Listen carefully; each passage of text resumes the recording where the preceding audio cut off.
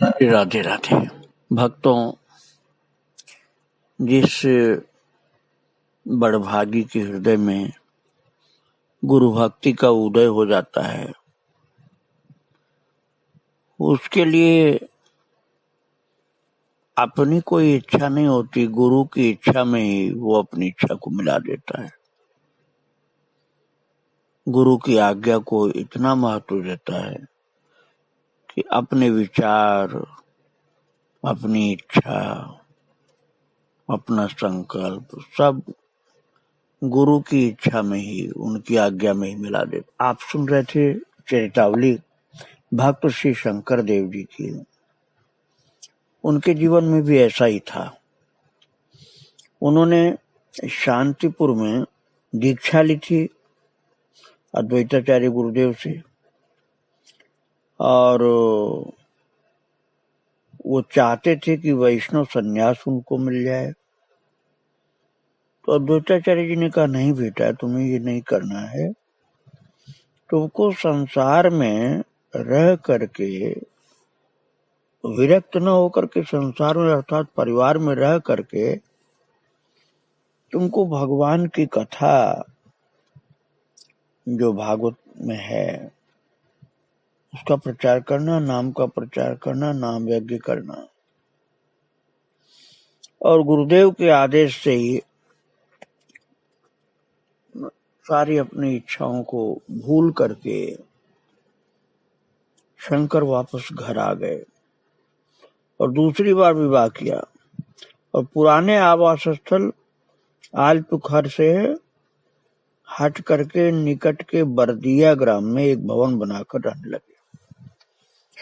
वहीं अपने नव दीक्षित शिष्यों की सहायता से एक मठ और नाम घर की स्थापना की। नाम घर में सभी जाति और वर्गों के लोग बिना किसी मतभेद के एकत्र होकर के नाम कीर्तन करते और नाम महात्म्य सुन करके नाम में जीवन यापन करने की प्रेरणा ग्रहण करते। अब तो शंकर देव, जो शंकर कहे जाते थे, शंकर देव कहे जाने लगे, और उनके द्वारा प्रचारित भक्ति धर्म एक शरण धर्म के नाम से पुकारा जाने लगा। इसे महापुरुषिया नाम धर्म के नाम से भी पुकारा जाता है, क्योंकि आसाम में शंकर देव महापुरुष के नाम से परिचित हैं। और एक शरण धर्म का मूल सिद्धांत इस प्रकार था, एक और अद्वितीय परम पुरुष हैं विष्णु या उनके अवतार भगवान कृष्ण। श्री कृष्ण की ही एकांत शरण ग्रहण करके उनके चरणों में आत्मोत्सर्ग करना जीव मात्र का कर्तव्य है। दूसरे देवी देवताओं की उपासना करना या उनके मंदिरों में जाना ये नहीं बतलाया जाता था। कहते थे इसकी जरूरत नहीं है। ऐसा करने से एकांत शरण भंग होता है और भक्ति साधना में बाधा पड़ती है। भक्तों को त्याग तितिक्षा में जीवन व्यतीत करना चाहिए। भगवान से किसी प्रकार की मांग न करके उनके चरणों में मन प्राण पूर्ण रूप से समर्पित कर देना चाहिए, और इसको प्रेम से स्वीकार करके यदि कोई रहता है तो इसको उत्तम भक्ति कहा गया है, उत्तमा भक्ति। और इसमें ऊंच नीच, ब्राह्मण, चांडाल, सदाचारी, दुराचारी सबका समान अधिकार। इसमें शंकर देव जी ने कह दिया कि सबका अधिकार। ऐसा नहीं कि दुराचारी लोगों को नहीं अधिकार दिया, सबको अधिकार दिया गया। नीच जाति को भी अधिकार दिया गया। ऊंच नीच, ब्राह्मण, चांडाल, सदाचारी, दुराचारी सबको समान अधिकार दिया गया। भगवान पतित पावन है ना, इसलिए भेद नहीं उनके यहाँ। शंकर देव ने अपने मत को स्थायी रूप देने के लिए उसे श्रीमद् भागवत की सुदृढ़ भित्ति पर स्थापित करने का संकल्प किया। इसके लिए आवश्यक था असमिया भाषा में भागवत की रचना करना। उन्होंने शीघ्र इस कार्य में भी लग पड़ने का निश्चय किया। वे लगे श्रीमद् भागवत की किसी प्रति की खोज करने, पर उस समय के तंत्र प्रधान आसाम में भागवत महापुराण के सभी खंडों का संग्रह करना सहज नहीं था, क्योंकि तंत्र का ही बोलबाला था वहां। बहुत चेष्टा करने पर भी भागवत की संपूर्ण पोथी नहीं मिल पाई आसाम में। तब वे चिंता में डूब गए। उसी समय एक दिन एक मैथिल ब्राह्मण उनके पास आकर बोला, मेरा नाम जगदीश मिश्र है, मैं मिथिला के तिरहुत नगर का निवासी हूं और इस समय आपको खोजता हुआ श्रीधाम पुरी से चला आ रहा हूं। शंकर देव ने कहा, आप हमारे माननीय अतिथि हैं, किस कारण इतनी दूर से आने का कष्ट किया, ये आप बताने की कृपा करें। तो ब्राह्मण देव बोले, मैंने संकल्प किया था कि नीलाचल में प्रभु जगन्नाथ के सम्मुख बैठ करके उन्हें श्रीमद् भागवत का पाठ सुनाऊंगा, और उसी संकल्प के अनुसार मैं नीलाचल गया, पाठ भी आरंभ कर दिया। तब अचानक एक दिन भगवान जगन्नाथ ने आदेश करते हुए कहा, सुनो मिश्र, मैं तुमसे प्रसन्न हूं। स्वप्न में भगवान ने दर्शन दिया और स्वप्न में आदेश दिया था।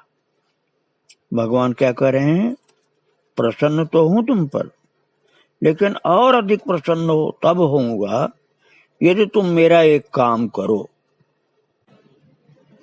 तुम शीघ्र ही आसाम के बरदिया ग्राम में चले जाओ और वहां मेरे परम भक्त शंकर देव रहते हैं, उन्हें संपूर्ण भागवत का पाठ सुनाओ, और आदेश प्राप्त करते ही मैं भागवत की पेटी लेकर यहाँ चला आया हूं। भक्तों, उन दिनों हाथ से लिखे जाते थे ग्रंथ, बहुत बड़ा आकार हो जाता था, इसलिए उसको एक पेटी में रखा जाता था। तो भागवत की पेटी वही जो जगन्नाथपुरी में ले गए थे सुनाने के लिए प्रभु को, उसको लेकर के आसाम में बरदिया ग्राम में आ गए हैं, जहां शंकर देव रहते थे। अब शंकर देव बड़े चकित हुए कि भगवान कृष्ण की मेरे ऊपर इतनी कृपा। आहा प्रभु, तुमने मेरे अंतर मन की बात जान ली और जानते ही उसकी व्यवस्था कर दी, और तुमने वही किया जो कोई परम उदार व्यक्ति कर सकता है। किसी भूखे को देख अपने सामने आई भोजन की थाली उठा करके उसको जो दे सकता है, ऐसा कार्य तुमने किया प्रभु। तुम्हें वो सुनाने के लिए ब्राह्मण देव गए और तुम मेरे पास भेज दिए, और तुम अपने भक्तों के मुख से अपनी लीला कथा सुनने को तरसते रहते हो।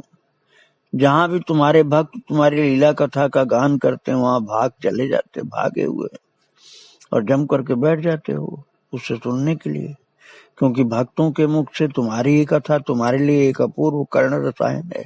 वे स्वयं भक्त लोग गया और तीर्थों में तुम्हारी कथा सुनते रहते हैं। लेकिन कृपालु प्रभु, तुमने तो ऐसे महान भक्त से स्वयं न सुन करके मेरे पास भेज दिया, आस्वादन खुद न करके मेरे पास भेजा है, क्योंकि तुमने मेरी आवश्यकता को अपनी से अधिक समझा। धन्य हो प्रभु, अद्भुत है तुम्हारा त्याग। भक्तों के लिए अपनी प्रिय से प्रिय वस्तु का त्याग करने में तुम तनिक भी सकुचाते नहीं हो। कितना प्रेम से तुम सुनते जगन्नाथपुरी में, लेकिन तुम न सुन के मेरे पास भेज दिए। शंकर देव ने प्रभु के त्याग की सराहना तो ठीक ही की थी, पर इसमें क्या प्रभु का अपना स्वार्थ भी निहित नहीं था? रसिक शेखर प्रभु जो भी करते हैं, जिसके लिए भी करते हैं, उसमें उनके रस की हानि तो होती नहीं है। उससे उनके रसास्वादन में वृद्धि होती है। अपने भक्त के लिए अपना सुख त्यागने में उन्हें जिस रस की अनुभूति होती है, उसकी क्या कोई कल्पना कर सकता है? फिर प्रभु का ये त्याग क्या कोरा त्याग ही था? क्या वे ये नहीं जानते थे कि उन्होंने जिस कथा का त्याग किया है, उसके बदले असमिया भागवत की सृष्टि हो जाने पर उन्हें सहस्र सहस्र कथाएं सुनने को मिलेंगी, आसाम के सहस्र भक्तों के कंठ से। रस के आदान प्रदान में प्रभु को कोई हानि थोड़ी होती है, लाभ ही होता है। रस वस्तु ही ऐसी, उसे पा करके भी लाभ, दे करके भी लाभ, हर प्रकार से लाभ ही लाभ। प्रभु का ये भाव समझ करके शंकर देव आनंद से बिल्कुल डूब गए, आनंद से भरपूर हो गए, और आंसू छल छल नेत्रों से शंकर देव जी ने मिश्र को आलिंगन किया। और दूसरे दिन से आरंभ हुआ श्रीमद् भागवत पाठ, और पाठ के पश्चात मिश्र जी ने भागवत की पोथी शंकर देव को समर्पित कर दी। शंकर देव ने आरंभ किया सुललित काव्य छंद में, सुंदर काव्य के छंदों में असमिया भाषा में भागवत लिखना। ऐसी शक्ति भगवान ने दी थी कि सुंदर असमिया भाषा के काव्य के छंद वो बना करके लिखते थे। केवल अनुवाद ही नहीं था, कविता में अनुवाद था। उनके द्वारा लिखित असमिया भागवत को असमिया साहित्य की सर्वश्रेष्ठ कृति का स्थान प्राप्त हुआ, और उसके द्वारा प्रवाहित उज्जवल भक्ति रसधारा ने समूचे आसाम को प्लावित कर दिया। शंकर देव के असमिया वैष्णव धर्म का उत्थान लगभग उसी समय हुआ जब बंगाल में श्री चैतन्य महाप्रभु के गौड़ी वैष्णव धर्म का उत्थान हुआ। शंकर देव उत्तर काल में जब अपने बहुत से भक्तों के साथ भ्रमण को निकले, तब चैतन्य महाप्रभु से पुरी में उनका साक्षात्कार भी हुआ था, पर ये कहना कठिन है कि वे महाप्रभु के सिद्धांत से कितने प्रभावित हुए थे। इतना स्पष्ट है कि उन्होंने भी श्री कृष्ण को उपास्य मानकर शुद्धा भक्ति और एकांत शरणागति पर उतना ही बल दिया जितना चैतन्य महाप्रभु ने दिया था। और कुछ लोगों का तो मत है कि शंकर देव ने दास्य भक्ति का ही प्रचार किया, मधुरा भक्ति का नहीं किया। लेकिन ये जो मत कुछ लोगों का है कि उन्होंने दास्य भक्ति का ही प्रचार किया, माधुर्य भाव का नहीं, तो ये सत्य सिद्ध नहीं होता, क्योंकि उन्होंने मधुर भक्ति का रस भी खूब बताया है अपने भागवत में। और शंकर देव की भागवत की तरह उनके कीर्तन, भजन, संगीत और संगीतमय नाटक आज भी अति जनप्रिय हुए। उनके कीर्तन आज भी बालक वृद्ध सभी को आनंद सागर में निमग्न कर देते हैं। बालक कीर्तन के सुंदर प्रेम विभोर अवस्था में वर्णित रसाल कहानियों से आकृष्ट होते हैं, और वृद्ध उनके काव्य और अंतर्निहित तत्व व्याख्यान से आकृष्ट होते हैं।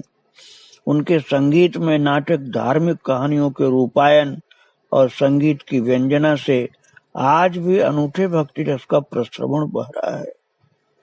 आसाम में उनकी भागवत की इतनी चर्चा है कि सब उसको सुनना चाहते हैं।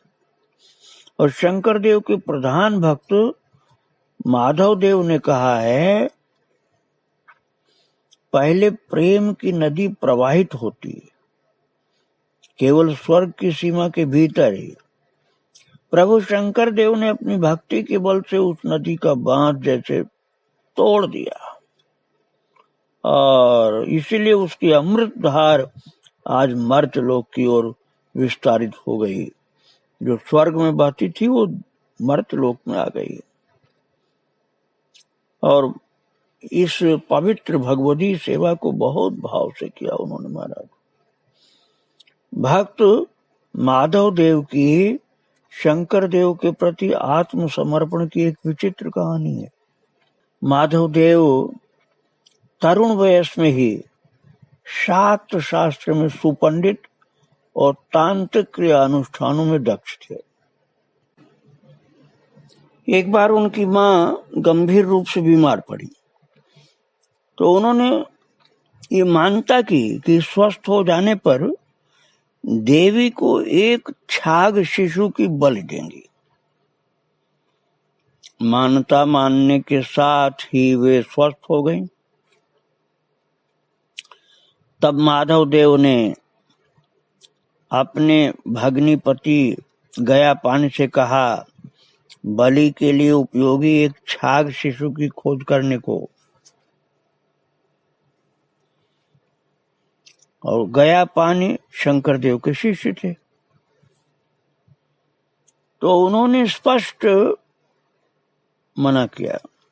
रुष्ट होकर के कहा, ये क्या, तुम पंडित होकर के महाशक्ति जगत जननी को प्रसन्न करना चाहते हो, एक निरपराध निस्सहाय छाग शिशु की बलि देकर।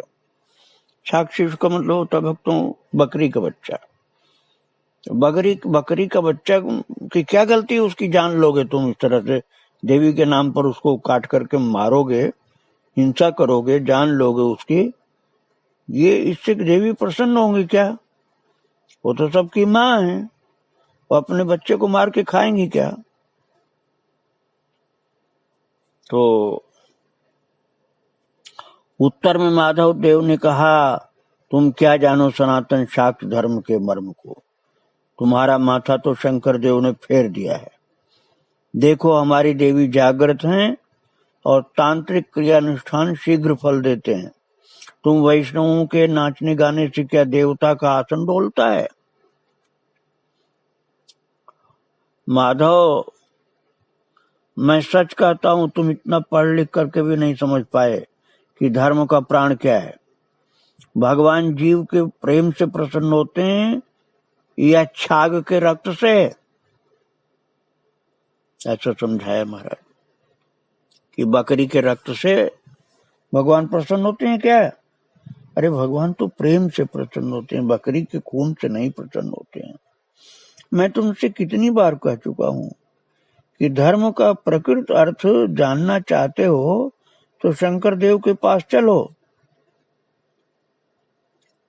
तो कहा, अच्छा चलो, आज छिड़ जाए उनसे तर्क युद्ध, देखें धर्म का प्रकृत अर्थ क्या है और उन्होंने क्या समझा है या मैंने क्या समझा है।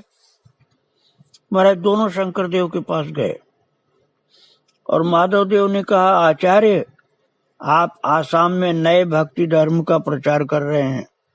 जात भेद और अधिकारी भेद का विचार नहीं करके जिसे आप नाम मंत्र दे रहे हैं, हर जाति वाले को बिना अधिकार विचार किए, ये ठीक नहीं है। ब्राह्मण शूद्र और पतित सबको एक जैसे किए जा रहे हो, ये कोई धर्म है? ऐसा कहा उन्होंने। तो वो बोले कि ऐसा करके क्या प्राचीन हिंदू धर्म को नष्ट नहीं कर रहे हो?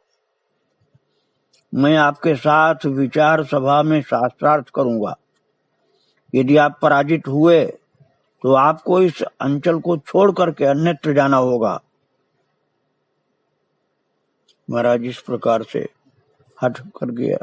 और दूसरे दिन शास्त्रविद पंडितों के सामने आरंभ हुआ तर्क युद्ध। और माधव देव ने आवेश में आकर के शास्त्र प्रमाण और युक्ति सहित शाक्त धर्म का समर्थन करते हुए वैष्णव धर्म को शक्तिहीन और उसके क्रियाकलापों को निष्फल सिद्ध करने की चेष्टा की। और शंकर देव को उनके तर्कों का खंडन करने में देर नहीं लगी, क्योंकि ऐसा कोई शास्त्र नहीं था जिसका उन्होंने पहले अच्छी प्रकार से अध्ययन न किया हो। तो युक्ति, तर्क और प्रमाण से उनका खंडन करने के पश्चात उन्होंने किए हिंदू शास्त्र के प्रामाण्य ग्रंथों से भक्ति समर्थक अजस्र श्लोक राशि की आवृत्ति। उनकी वाणी में ऐसा ओज था और वाचन भंगिमा में ऐसा चमत्कार था कि माधव देव सहित समस्त विद्वान मंडली को उनके सामने नतमस्तक होना पड़ा। भक्तों, ऐसा उन्होंने करके सबका उद्धार किया था। भक्तों, ऐसे कृपालु होते हैं भगवान के भक्त। आगे इनका चरित्र फिर आप सुनेंगे। इनके चरणों में बारंबार प्रणाम। श्री राधे राधे। जय श्री राधे।